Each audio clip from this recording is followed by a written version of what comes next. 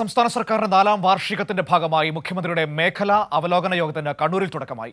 കോഴിക്കോട്, കണ്ണൂർ, വയനാട്, കാസർഗോഡ് ജില്ലകളിലെ വിവിധ സർക്കാർ പദ്ധതികൾ അവലോകനം ചെയ്യുന്നതിനായാണ് യോഗം ചേർന്നിരിക്കുന്നത്. വിവരങ്ങളുമായി എം സന്തോഷ് കണ്ണൂരിൽ നിന്ന് ചേരുകയാണ്. സന്തോഷ്, കണ്ണൂർ, കാസർഗോഡ്, വയനാട് അടക്കമുള്ള ജില്ലകളിലെ വികസന പദ്ധതികളുടെ പുരോഗതിയാണ് യോഗം പ്രധാനമായും വിലയിരുത്തുന്നത്. ഇപ്പോൾ യോഗം എങ്ങനെയാണ് പുരോഗമിക്കുന്നത്? മറ്റു വിവരങ്ങൾ എന്താണ്?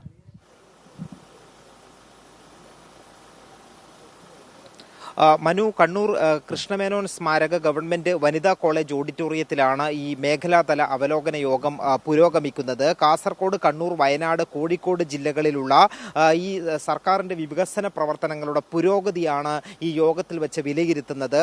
മുഖ്യമന്ത്രി പിണറായി വിജയനെ കൂടാതെ മന്ത്രിമാരും മറ്റ് ഉന്നത ഉദ്യോഗസ്ഥരും ചീഫ് സെക്രട്ടറി ഉൾപ്പെടെയുള്ള ഉന്നത ഉദ്യോഗസ്ഥരും വകുപ്പ് മേധാവികളുമെല്ലാം തന്നെ ഈ യോഗത്തിൽ പങ്കെടുക്കുന്നുണ്ട്. ഈ ഓരോ പദ്ധതിയുടെയും പ്രവർത്തന പുരോഗതി എന്താണ് എന്നുള്ളത് അതുമായി ബന്ധപ്പെട്ട ഉദ്യോഗസ്ഥർ യോഗത്തിൽ വിശദീകരിക്കുകയാണ് ചെയ്യുന്നത്. ഓരോ വിഭാഗവുമായി ബന്ധപ്പെട്ട്, ഓരോ വകുപ്പുമായി ബന്ധപ്പെട്ടും പ്രത്യേകമായിട്ടുള്ള യോഗങ്ങളും ചേരുന്നുണ്ട്.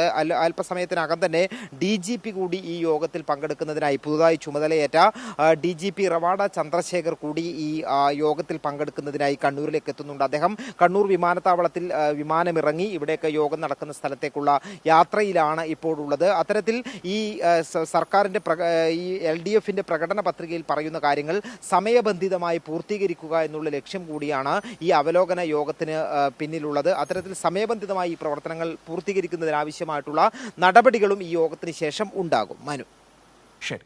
എം സന്തോഷ് കണ്ണൂരിൽ നിന്നാണ് വിവരങ്ങൾ നൽകിയത്.